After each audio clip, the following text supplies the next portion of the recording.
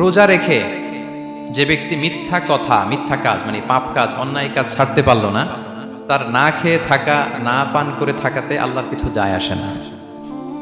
তার ওই রোজার আল্লাহর কোনো প্রয়োজন নাই। এটা জাস্ট উপোস, এটা জাস্ট অনাহার, জাস্ট আমি পানি খাইনি, আমি খাবার দাবার গ্রহণ করিনি, দ্যাটস ইট, এতটুকুই। এতে আল্লাহর কিছু যায় আসে না। এটার কোনো সিগনিফিকেন্স আল্লাহ তাআলার কাছে নাই যে রোজাও রাখলো আবার মিথ্যাও বলে, রোজাও রাখলো আবার গীবত করতেছে, রোজাও রাখে অন্যের জন্য অকল্যাণ কামনা করে, রোজাও রাখে খারাপ কাজ করতেছে, নিষিদ্ধ কাজগুলো করতেছে।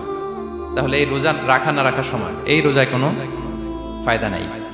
একটা ওয়ার্নিং পাওয়া গেছে না এখানে, যে ওয়ার্নিং, রোজা রেখে সাবধান, কোনো পাপ কাজের সাথে জড়ানো যাবে। আরেকটা ভয়ঙ্কর ওয়ার্নিং, যেটা বেসিকলি রাসূল সাল্লাল্লাহু আলাইহি ওয়াসাল্লামের পক্ষ থেকে গভীর হুঁশিয়ারি এবং বদদোয়া, বেসিকলি খুবই ভয়ঙ্কর এই বর্ণনাটা।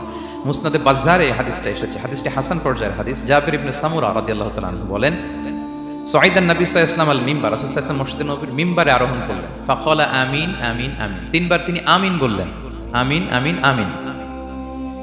ফালাম্মা নাযালা সুইলা আন যালিক, যখন নেমে আসলেন জিজ্ঞেস করা হলো, রাসূল সাল্লাল্লাহু আলাইহি ওয়াসাল্লাম আপনি আমিন আমিন আমিন বললেন, এমন তো করতে দেখি না কখনো, কেন বললেন?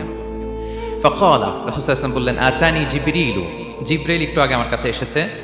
ওয়াকাল, এবং বলেছে, রহিমা আনফুমরিইন আদরাকা রমাদানা ফালাম ইউগফার লাহ, ওই ব্যক্তির ধ্বংস হোক যে রমাদান পেল কিন্তু নিজের জীবনের গুনাহ ক্ষমা করাতে পারল না।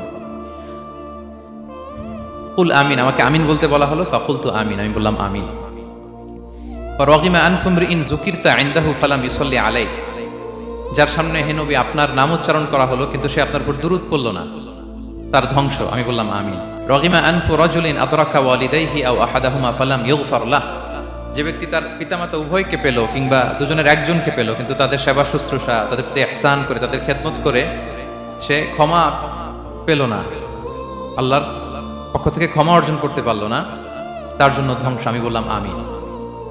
সম্মানিত সুধী, রাসূল সাল্লাল্লাহু আলাইহি ওয়াসাল্লামের পক্ষ থেকে বদদোয়া, হুঁশিয়ারি এবং তাদের ধ্বংসের জন্য রাসূল সাল্লাল্লাহু আলাইহি ওয়াসাল্লাম আমিন বলেছেন। কে আমিন বলেছেন বলেন তো সবাই? কে বলেছেন? স্বয়ং রাসূলুল্লাহ সাল্লাল্লাহু আলাইহি ওয়াসাল্লাম বলেছেন আমিন। রগিমা আনফুমরিইন আদরাকা রমাদানা ফালাম ইউগফার লাহ, ওই ব্যক্তির ধ্বংস যে রমাদান পেল কিন্তু নিজের গুনাহ ক্ষমা করাতে পারল না। এবার কি একটু ভয় লাগতেছে? এতক্ষণ তো খুব হোপফুল ছিলাম আমরা, এখন কেমন মনে হচ্ছে আপনাদের বলেন?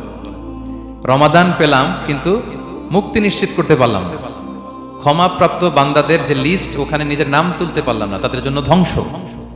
এবং এই বদদোয়া করে স্বয়ং রাসূলুল্লাহ সাল্লাল্লাহু আলাইহি ওয়াসাল্লাম বলেছেন আমিন। তো এই দোয়া তো সুনিশ্চিতভাবে আল্লাহ তাআলার কাছে কবুল। এই ব্যাপারটা কিন্তু খুবই ভয়ঙ্কর। It's a reminder for me and for all of you.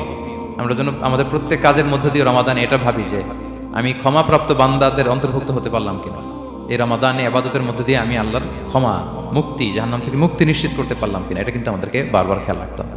তাই রমাদান যেমনি আমাদেরকে হোপফুল বানায়, আশা দেখায়, সম্ভাবনার মাস, আশা জাগা নিয়ে মাস, at the same time this is the month of warning. এটা কিন্তু সতর্কতার মাস, সতর্কতা বাণী প্রদান করেছেন বিষ্ণু ইসলাম। রমাদান পেয়ে যারা ক্ষমা পেল না তাদের জন্য ধ্বংস। আল্লাহ তাআলা যেন আমাদেরকে ওই কাতারে না ফেলে।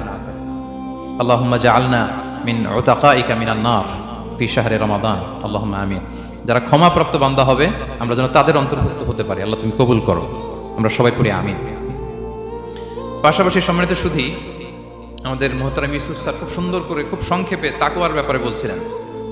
আসলে এই রমাদানে আমাদের সব ইবাদতের মধ্য দিয়ে এটা আমাদেরকে খেয়াল করতে হবে যে আমাদের রোজার মূল উদ্দেশ্যটা হাসিল হচ্ছে কিনা, দ্য প্রাইম অবজেক্টিভ, যেটা আল্লাহ আয়াতের শেষাংশে বলেছেন লাআল্লাকুম তাত্তাকুন, যাতে করে তোমরা আল্লাহ সচেতন হতে পারো।